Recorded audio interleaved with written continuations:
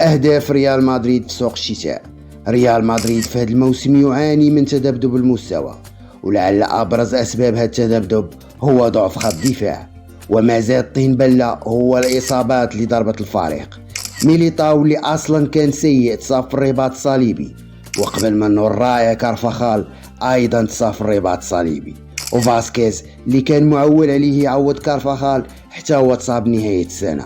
أما ألابا دائما مصاب. لهذا هدف إدارة الفريق هو تدعيم خط الدفاع مع العلم بصعوبة إنجاز صفقات مطلوبة. أبرز أهداف الفريق هو المدافع لابورت اللي مستعد ينزل من الراتب ديالو كثيرا، لكن العائق الوحيد هو مغالاة نادي النصر. الهدف الثاني هو ألكسندر أرنولد اللي رفض كل عروض جديد من ليفربول، لكن إدارة ليفربول ما زالت تأمل أن اللاعب سيجدد. أيضا هناك الإسباني بيدرو بورو مع علم النادي بصعوبة دانيال ليفي رئيس توتنهام بالتفاوض.